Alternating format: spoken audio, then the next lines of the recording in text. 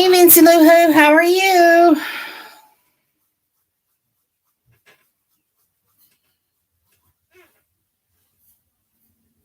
Lord, I look like death warmed over.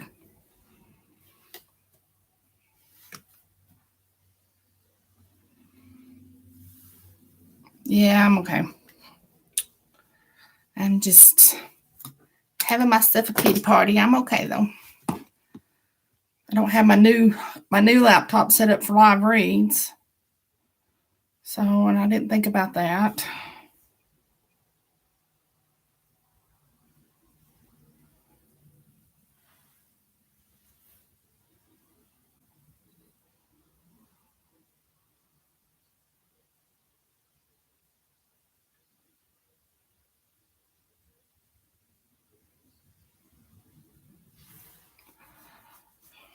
How's the babies doing?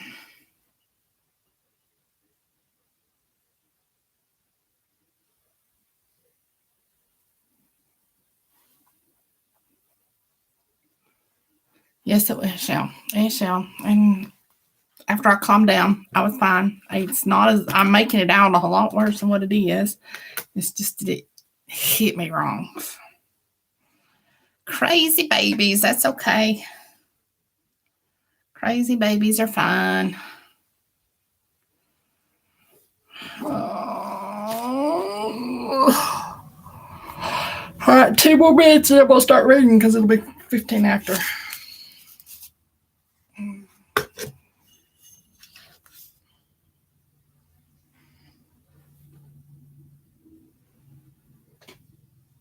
What are the lot chapters in this book?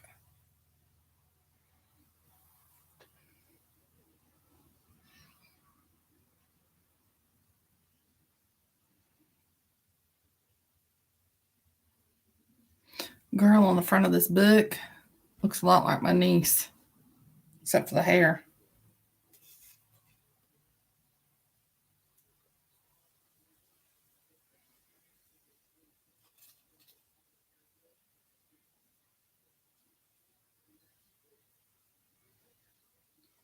So I've splurged on myself a little bit here to show you. This is my new clock, my new desk clock. See the sparkly? And then this is my new phone holder. See the sparkly? I'm so pitiful. I'm awful. I know the cover is really good. Alrighty, I'm gonna go ahead and get started. I don't know where everybody else is at. They'll join us when I figure it out. All right, Juniper Rise. At least I can read this one. Chapter 1. All right, just as a recap, this is the one where this is the sequel to the Mayfly Hollow book where I don't remember if it was New York, but anyways, they were in a big city and the girl was getting ready for work and things started going crazy or something like that. And anyways, it turned out to be zombies. It's the only other zombie book I think I've ever read on this series. And so she they went up, I want to say it was upstate New York, but I could be wrong. It could be Philadelphia somewhere or Pennsylvania or somewhere. Hey, Ori. And this is the sequel to that. So, okay.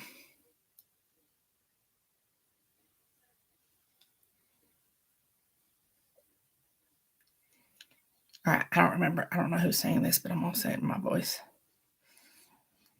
364 fucking days. Raindrops pelted against the plexiglass skylights, making the usual dim warehouse even dimmer. The interior was shrouded in shadows, ghostly, but Sophia was accustomed to that now. If it helps, remember she was in quarantine and this dude was helping her out. And I think it was her sister. or somebody was up there and they wouldn't let her in the house because there was pregnant people or pregnant girls up there or something. I don't know. Anyways, they were making a compound up there. Hey, Miss Shirley. Raindrops pelted against the plexiglass skylights, making the usual dim warehouse even dimmer. The interior was shrouded in shadows, ghostly, but Sophia was accustomed to that now. The rows of floor-to-ceiling shelving stood like soldiers in formation, the dust-covered forklift facing them resembling a stern drill sergeant. Squinting at the newest hash mark she'd scribbled on the concrete wall, Sophia capped the magic marker. She pinched her lip between her teeth and chafed her arms for warmth. 364 days in seclusion, not daring to depart the confines of her haven. No human interaction, sweltering temperatures during the summer, Arctic conditions in the winter, mornings spent pacing the aisles, sure she was losing her sanity, reading the magazines she'd taken from the employee break room aloud just to hear a voice, eating tinned soup straight from the can, washing with a rag in the staff restroom, the water freezing. A crack of thunder reverberated, then bursts of lightning illuminated the warehouse through the skylights like a strobe light. It jolted Sophia back to the present. Hefting her plastic crate from the shipping and receiving counter, she climbed the metal stairs to the manager's office, Howard's office, which overlooked the hushed warehouse. The stacked pallets that served as her bed were situated between the desk and the wall. Sophia lowered wearily to it, draping her tattered full blanket around her shoulders. She sniffled from both cold and emotion. Was anyone alive out in the real world? What if she was the only survivor? The crates of food would spoil before she could eat it all. Then what? Starvation? Rubbing her hands to create friction for heat, Sophia reflected. She had tried contacting her friends repeatedly, her cell charging in the outlet behind Howard's desk. Her calls and texts went unanswered. Sophia had been certain that after a couple of days, things would blow over, that Mama and Daddy would phone to let her know they were booking a flight. They hadn't. For a while, the internet functioned through her social media platforms were down.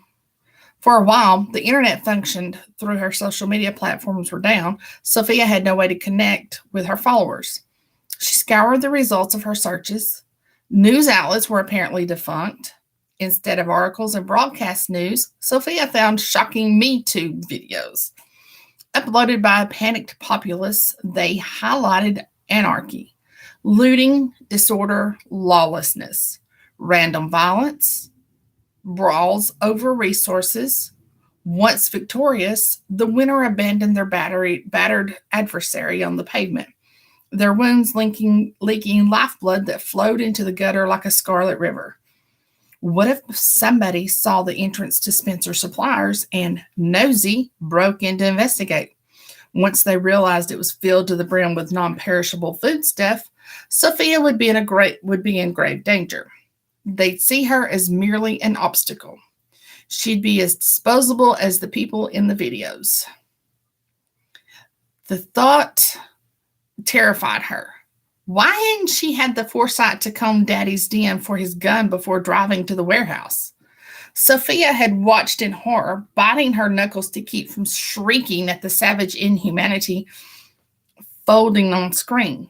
When she was sure there was nothing worse to be seen, more recordings were uploaded that left her blinking in disbelief. Vloggers dumbfounded, editorialized, and documented the dead awakening.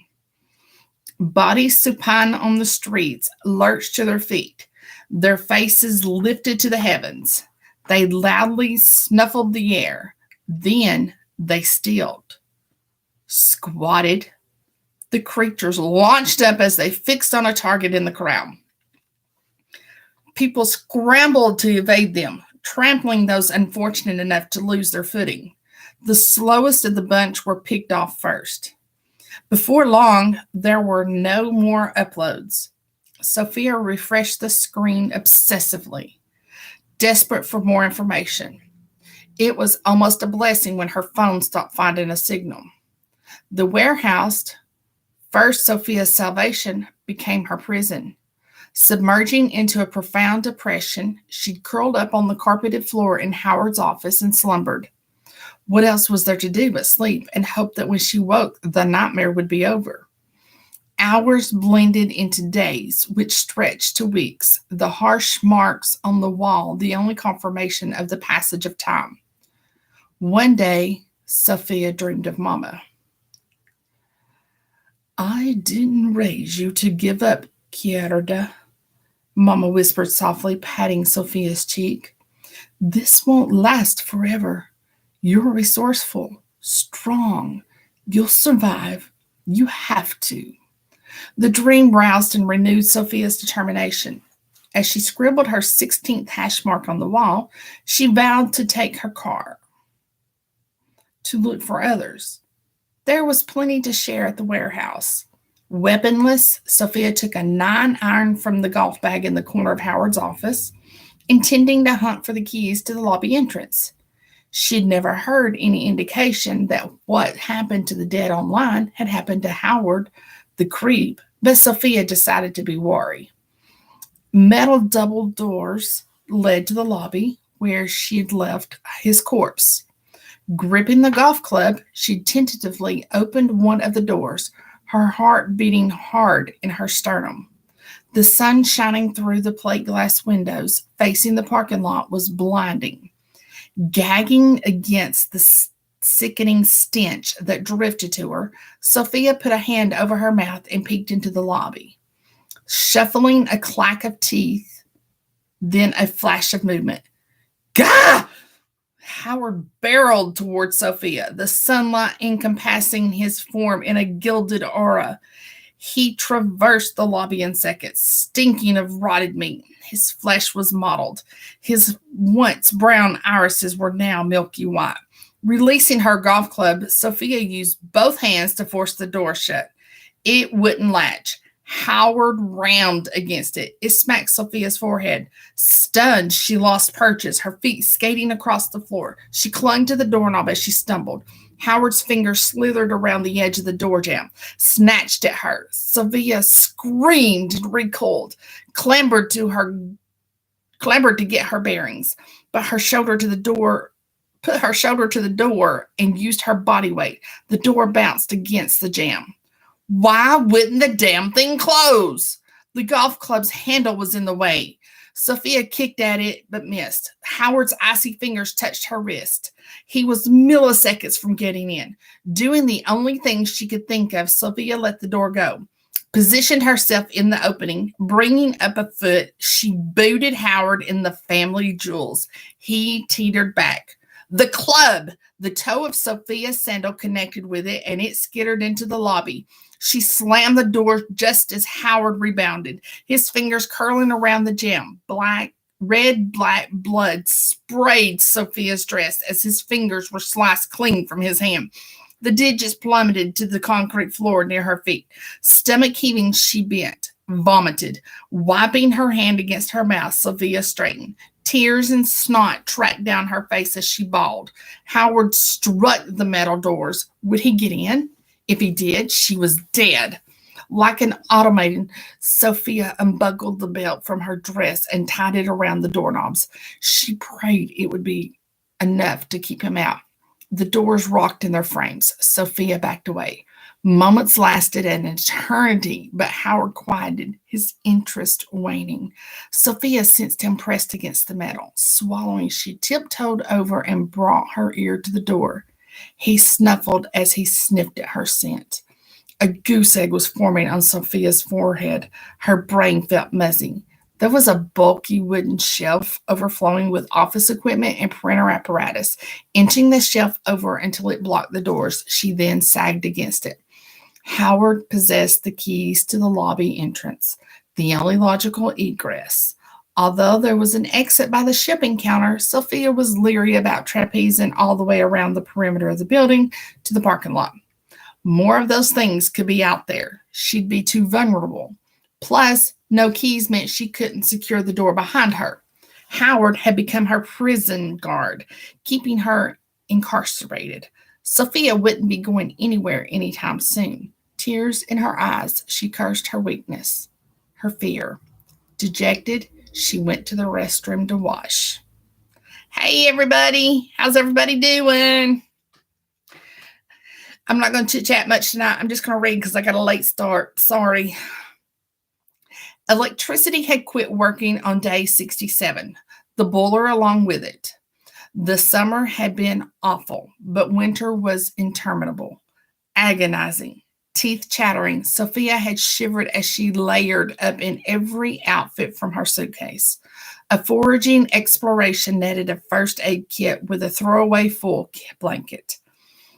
It proved inadequate. Suffering terribly night after night, Sophia questioned whether she'd live to see another day. Her only companion was her sore rib cage from an unrelenting barking cough. Now the cusp of spring pledged a reprieve from the frosty temps, along with the first anniversary of her confinement. Something in her bones told her Mama and Daddy were dead, that everyone she'd known was dead. She didn't know how she knew, but she knew. Sophia was an orphan. She wore the crushing melancholy and loneliness like a weighty shawl. Sitting on her pallet bed with her legs crossed, Sophia toyed with the last present her parents had gifted her, a charm bracelet, crafted from Ecuadorian gold mined from the village where her mother had been born, and remembered Mama's words.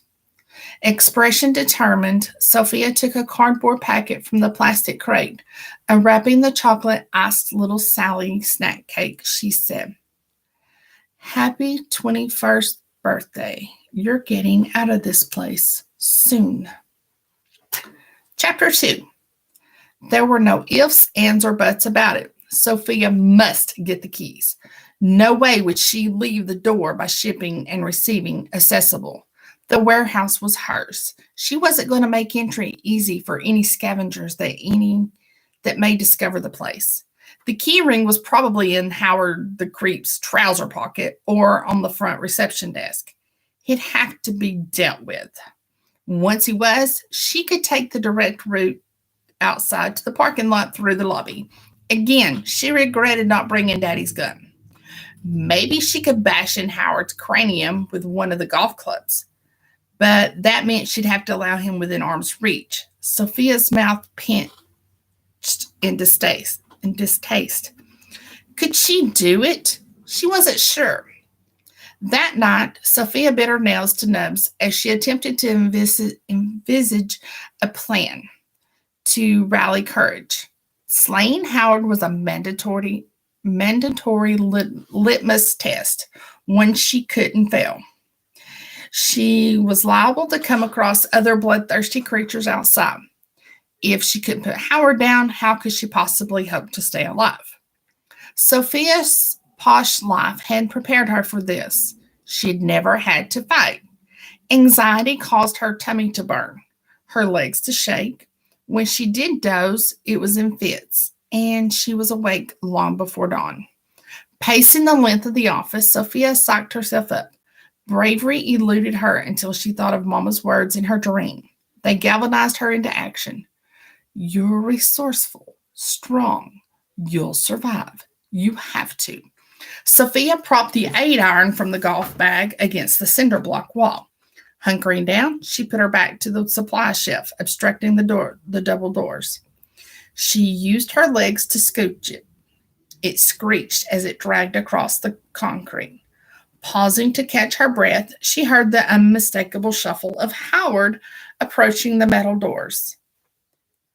I know he's a zombie, okay? I do know that, but they have to feed too, right?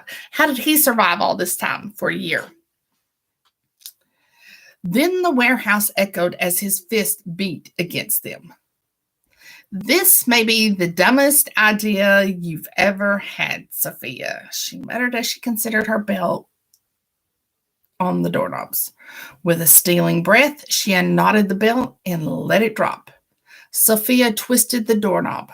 The door cracked open. Swiveling, she seized the golf club, retreated. Keeping it to her plan, she dashed to the shipping counter, waited. She mustn't get boxed in. Hinges squeaked. Howard appeared. He shouldered the door further ajar, huffing the air. The early morning shafts of sun flooded the corridor through the opening. Dust motes swirled around his pudgy profile like stardust. His footsteps were halting. Then the snuffling ceased, and Howard's teeth crashed together. Clack, clack, clack, clack, clack, clack, clack. The door banged closed. He squatted. Oh, shit. Sophia exchanged the 8-iron for the fire extinguisher she'd placed on the shipping counter. Howard sprang up and forward like he was on a pogo stick. Hands sweaty, Sophia grasped the pin on the handle, fumbled. She yanked it out, aimed the nozzle when Howard was almost on her. She squeezed the handles together and sprayed the thick foam directly in his face. Disoriented, he paused, faltered. With a war cry, Sophia threw the extinguisher at Howard's head. It ricocheted off his temple and hit the floor. He staggered. Clenching her club, Sophia swung with all her might. With a hollow clunk, it connected at Howard's brow bone, the momentum of it taking him from his feet. Oh, fuck, oh, fuck! Sophia gasped as she pummeled him with the 8-iron. His revolting blood splattered her clothes, her skin. The smell inundated her sinuses, making her eyes strain. Ugh! The force of her blows had bowed the 8-iron. Dizzy, Sophia dropped it, slumping to her knees. Would she faint?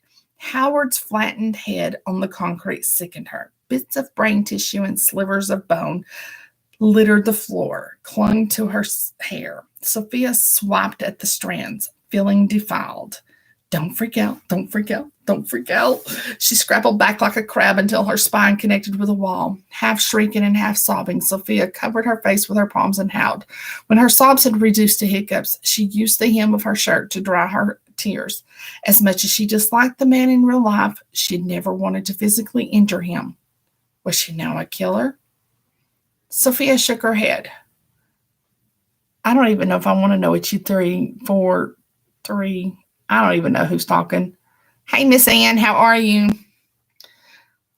You'll have to pardon our little brother Nathan. Yeah, he's kind of a dork, but he's our dork, so what can you do? When her sobs had reduced to hiccups, she used the hem of her shirt to dry her tears. As much as she disliked the man, she'd never wanted to physically injure him. Was she now a killer? Sophia shook her head. No, Howard wasn't Howard anymore. Feeling much older than her years, she stood. After washing in the restroom, she climbed the stairs to the office to change her clothes and fetch the 7-iron.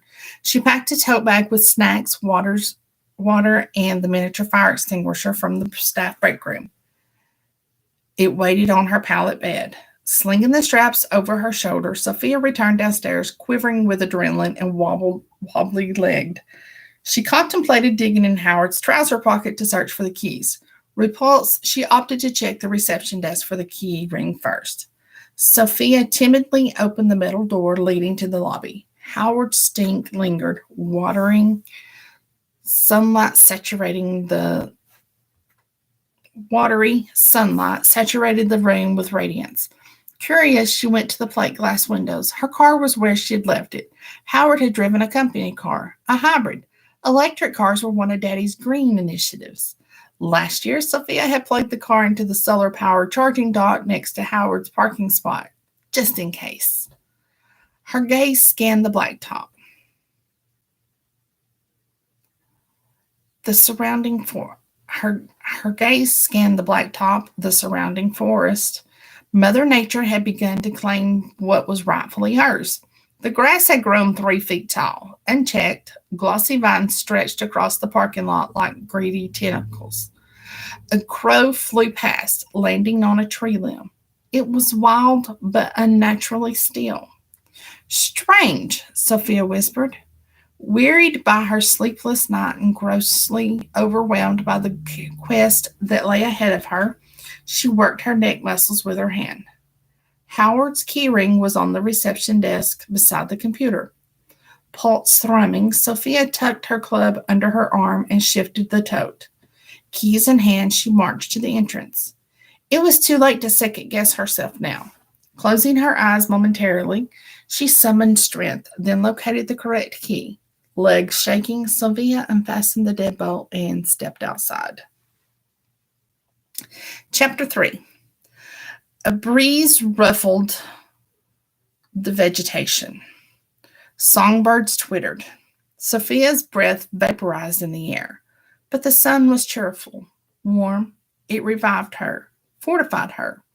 A year had elapsed since Sophia had last been outside. She resisted the urge to tilt her head back and soak in the solace the rays offered. Instead, she kept to the task at hand and bolted the lobby door with efficient, decisive actions. Sophia didn't bother with her vehicle. The battery would have died months ago. She unlocked Howard's car, tossing her belongings in the passenger's seat. Biting her lip, she put the fob in the ignition and rotated it. Silence. Plugging the car into the solar dock hadn't been enough to keep everything charged. Well, damn, Sophia said. Plot twist. The plan was to stop home first. The gun was there, along with so much more. Sophia's armpits prickled with dread as she deliberated journeying on foot with a golf club and a compact fire extinguisher as her sole defense. I'm sorry, if she's lived in that warehouse in that office for a year, she's probably got a lot more than dread prickling her armpits. They're probably pretty hairy by now. I'm just saying. How the fuck could this be real life? Hysteria engulfing her, Sophia angled her neck against the headrest and cackled. She debated retreating, going back to her pallet bed and curling into a ball, succumbing to what would be easier. But Mama's words niggled Sophia. I didn't raise you to give up. She could almost hear her mama scold. I ain't those, Mia. Put on your big girl panties.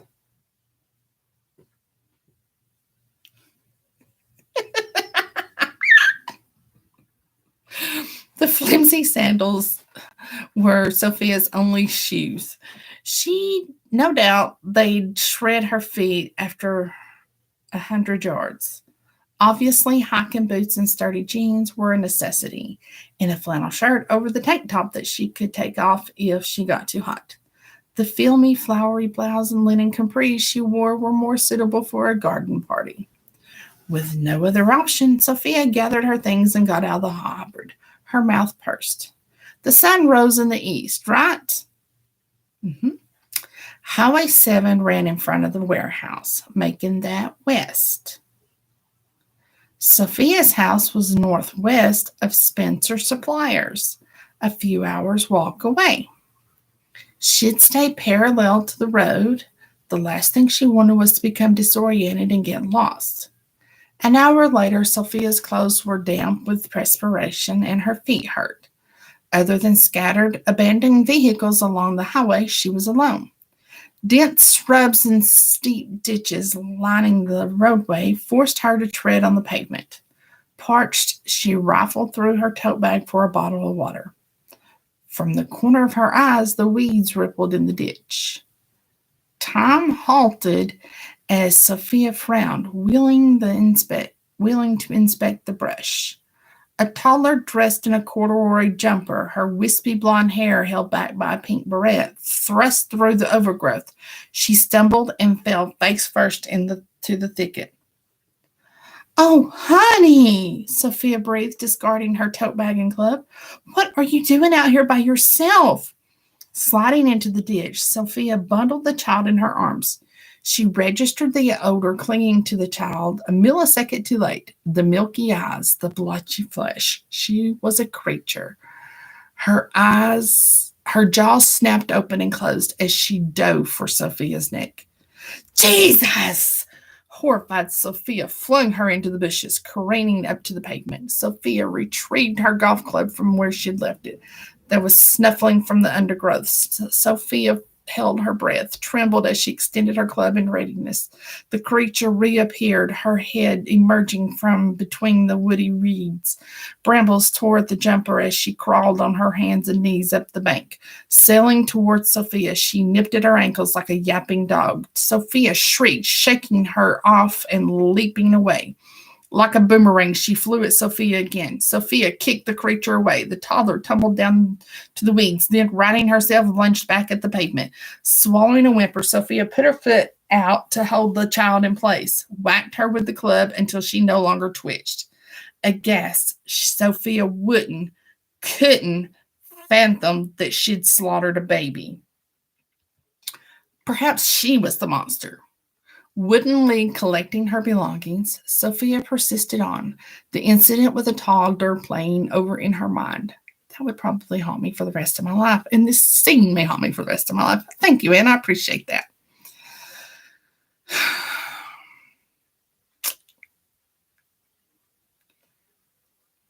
It'd be a long time before she'd make peace with the callous aggression the New World exacted. Was that the hum of an engine? Sophia's instincts squawked caution. She bailed, hiding in the thicket at the bottom of the bank among the razor-sharp reeds. But if there were more babies in there? That takes Children of the Corn to a whole new level, don't it, Nathan? Sophia's instinct squawked caution. Let's see. A rusty pickup zoomed past, the exhaust belching sooty smoke. The truck bed was weighed down with rough-looking men holding shotguns. Sophia waited an extra 5 minutes after they passed to be sure she hadn't been seen. When she got back on the asphalt, Sophia's knees shook. Abrasions from the reeds marred her skin, and her clothes were streaked with dirt. She'd been out but a scant couple of hours, and she'd already had her fill of exploring. Sophia's belly demanded sustenance. She ate beef jerky as she hiked. Constant vigilance for more people, dead or alive, wore her out. Sandals rubbing her toes and heels slowed her. She acquired blisters the size of Mount Vesuvius. It was past lunchtime before Sophia spied the winding driveway to her house. Bone-melting exhaustion pulled at her like an undertow as she set foot on the paved drive. Circumventing the closed security fence at the entrance to the property, Sophia waded through the overgrowth to the access gate. Using her key, she unlocked it and forced it open. The canopy of the weeping willows cast shadows. She quavered from cold and nerves.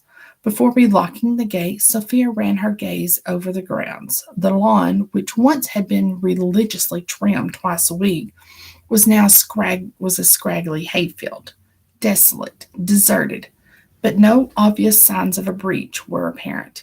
And what of the house? Despite being on the outskirts of town and set back from the road, it didn't seem possible that it remained unscathed. Had the metal fencing been enough to deter intruders? And the creatures, could they scale 6 feet tall fences? What if they were squatters in the house? What if they were armed? Stifling the whirlwind of questions, doubts, and fears threatening to devour her, Sophia held tight to her golf club as she trudged across the lawn. A snake slithered over her foot, and she flinched, clapping a hand over her mouth to squelch her scream. She swept her 7-iron across the grass before each step the rest of the way. It was laborious. At the driveway, Sophia leaned on the club to catch her breath. The house was an expansive stone ranch sitting atop a knoll.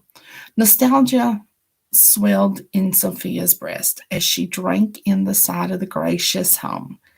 It was where she had taken her first footsteps, learned to ride a bike, and posed for photos with her prom date. Chest racking, Sophia surrendered to her tears. The interior was gloomy, stinking of mildew and neglect. Intuition told her the place was unoccupied. A layer of dust coated every surface. The house was as Sophia had left it. Dabbing away the remnants of her tears with the hem of her shirt, she went to the dining room and took one of the silver candelabras from the buffet, lighting it with matches stored in a drawer below. Hauling the fire extinguisher from her tote bag, Sophia inserted it into the waistband of her capris. Golf club raised in one hand and candelabra in the other, she scoped out each room to ensure she was truly alone. Deflated pink and gold balloons lay pitifully on the carpet. Streamers and a banner remained strung across the marble fireplace. 20 on the 20th. Happy birthday, Sophia. So much for her golden birthday, Sophia thought. The virus had put the kibosh on her party. How disappointed she'd been at the time. Now it mattered little. She stuffed the decorations in the trash before sitting on the sofa. Pulling her sandals off with a groan, she considered building a fire in the fireplace to dispel some of the chill in the air. The living room windows showed the swimming pool blooming with a profusion of neon green algae. The barbecue grill. Sophia could use it to heat a can of soup for dinner, a warm bed, and cooked food for the first time in a year. What a heady notion! With a wrenching noise from the pipes, discolored water flowed from the kitchen faucet, reeking of sulfur. Eventually it cleaned, and Sophia scrubbed her filthy hands and face with the frigid water, drying with a tea towel from the cabinet. Yawning, Sophia went to Daddy's den. The key to the closet lockbox was in the desk. She opened the lockbox. The Detective Special 38, the revolver Sophia had learned to shoot with, was there, along with a box of bullets. She pushed the cylinder out and loaded the 6 empty chambers with bullets. Sophia held the gun in her grip, weighing it in her palm. She prayed she'd never have to fire it.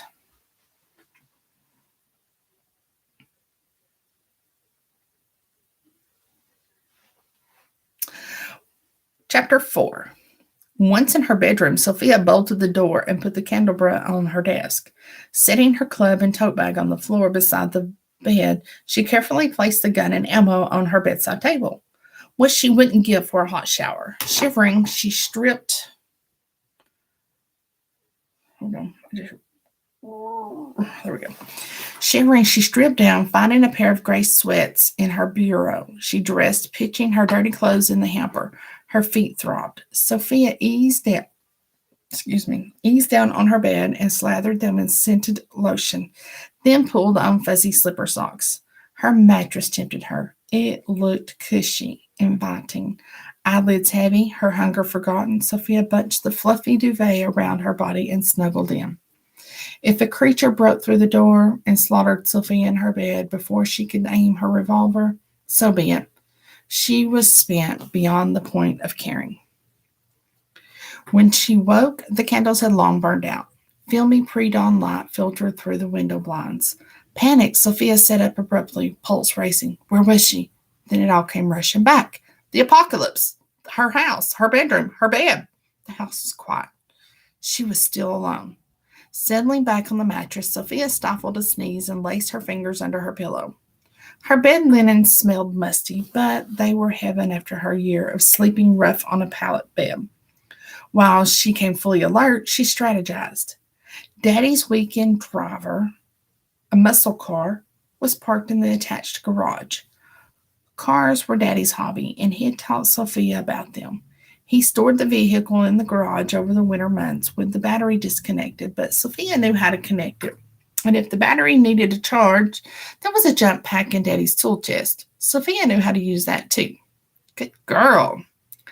After sitting for a year, most gasoline blends would have gone bad. Daddy's car, Blue, ran on recreational fuel with no added ethanol, which lasted much longer. Sophia was positive she remembered Daddy filling his portable gas can with fuel last spring. How many gallons did it hold? She'd have to investigate after breakfast. If Sophia could get Blue started, she'd drive to the warehouse, load the car with provisions, and return to the house. That way, she'd have access to staples in 2 locations. After recuperating the rest of the day and sleeping in her bed that night, she'd foray out in the morning. The sun rose, bathing the room in brilliance. Slipping from her bed, Sophia snatched up her gun and unbolted her door. There was a driving atlas in the den. The atlas spread open on Daddy's desk. Sophia found Highway 7 and trailed a finger along the paper to the intersection nearest the house. Pulling a pencil from the drawer, she drew a circle equidistant to 10 miles, the house at its center. Then Sophia found the approximate location of the warehouse and did the same. Unwilling to venture too far from food and shelter, she'd do her best to not stray beyond the limits of those circles. Sophia's tummy rumbled, reminding her she must eat. She chose cans of baked beans and Vienna sausages from the pantry. After emptying the beans and sausages in a pan, her revolver in her waistband, Sophia unlocked the French doors in the dining room. Her hand froze on the doorknob. The house was secure, but outside, danger lurked. Acknowledging the fine line between conquering fears and downright recklessness, Sophia shrugged off her misgivings and strode out to the patio. She'd just have to be attentive. A hot meal would be worth it. The grill clicked as it struggled to ignite. Then, woof, flames caught. Yeah, I've been known to singe a few hairs here and there from doing that. She set the pot on the grate, thinking how lovely a cup of tea would be. After grabbing another pan from the house, along with a mug, bottle of water, and a tea bag from the canister in the kitchen, Sophia heated water on the grill. Revolver next to her on the chase, Sophia sipped her tea. The sun hit the budding leaves on the trees, flanking the pool, making them shimmer in the wind. A juxtaposition of light and shade flickered on the cement like a mosaic. A dun wren serenaded her. Sophia's esophagus thickened with emotion. The steaming drink gladdened her soul, made her feel human. As she ate breakfast, Sophia marveled at how much she'd missed life's simple pleasures, things she'd not valued before. She'd never be so cavalier again. This, she realized, was living. Sophia's teeth were fuzzy. She touched her matted hair and her caked with grime skin. What if she boiled tap water on the grill and filled the bathtub? There were bottles of shampoo, conditioner, and body wash in the shower. Surely they were still usable after a year of sitting. They didn't mold, I can guarantee you that. Anything's better after that. What an indulgence it would be to clean again. 2 hours later, the bathroom misty with humidity, Sophia hunched down in the bathwater, rinsing conditioner from her hair. She used a washcloth and soap to scrub her skin and cuticles.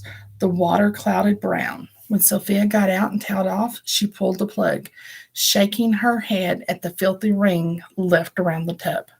Dressed in her gray sweatsuit, Sophia took scissors from the kitchen junk drawer and trimmed her hair to shoulder length. Running her fingertips through the strands, she scraped them into a ponytail. Revolver in her waistband, she selected a backpack from her closet, transferring her belongings from her tote bag to it. She headed to the garage. Popping Blue's hood, Sophia made quick work of connecting the terminals to the battery. She checked the fluids, transmission fluid, oil, and coolant. The portable gas can in the corner of the garage was full. She wheeled it to Blue and filled the gas tank with fuel. Her belongings stowed in the car, Sophia stood on a stool, pulling the string hanging from the garage door opener. Then she hefted the door open, pausing to scrutinize the yard. Everything looked all right. Keys Blues were on a keychain attached to the pegboard over the workbench. It was the moment of truth. Getting behind the wheel, Sophia put the key in the ignition, grinding. Sophia pumped the gas. Blue roared to life, and she punched the air in victory. Yes! Now, how to get the gate at the bottom of the driveway open. Just when Sophia triumphed over one challenge, another reared its head. There must be a manual override on the gate. She'd throw some tools in the back seat and drive down there. She parked Blue in front of the house, then hopped out to pull the garage door closed before she continued to the gate. The control panel's cover was attached with screws. She removed the cover with a screwdriver from the back seat. Green circuit board and wiring. Nope, that wasn't the answer. There was a black metal arm on the gate. Sophia stooped down, examined it. A plastic flap was situated on the far side of the arm. Using the screwdriver, she pried the flap up. A lock. Sophia ran back to Blue and unhooked her keychain from the loop on her backpack. The key that fit the walking gate fit the lock on the main gate. Once unbolted, the gate glided open. Repeating her earlier routine, Sophia pulled Blue past the gate, parked, and then ran back to secure the gate. She was awed by how she'd taken electricity for granted before the end of the world. Without it, every task took twice as much effort. Blue's engine was loud in the silence, jarring. Worried she'd be heard, Sophia put her foot down on the gas and drove fast. That's not going to help.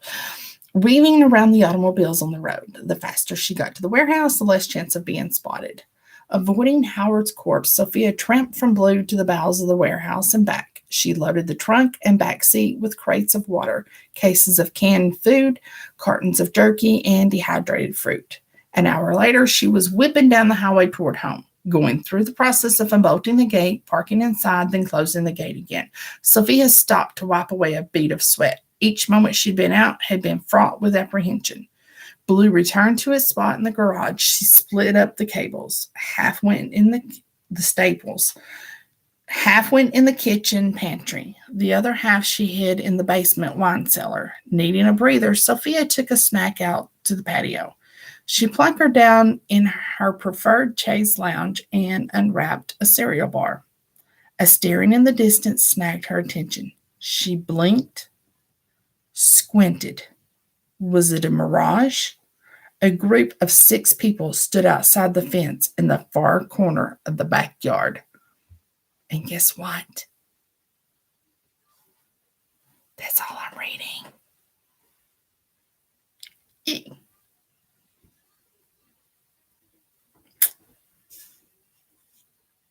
What's the wind blowing the flag? So what y'all think? Yay, nay? What?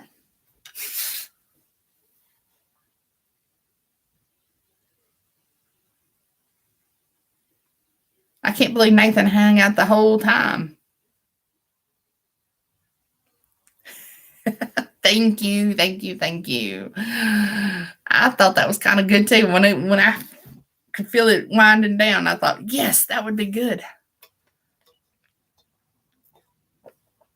So remember, if you haven't read the first book, it'll catch you up on all this to the second book. The first book's called Mayfly Hollow. And it tells about the virus and everything and everybody getting sick and all that. So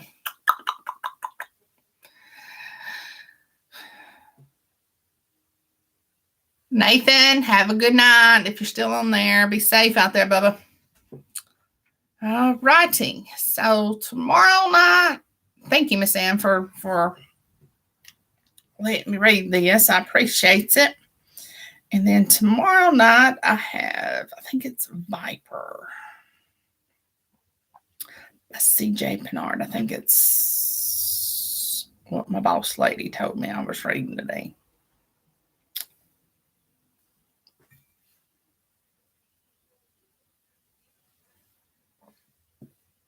Yeah, Viper by C.J. Pennard.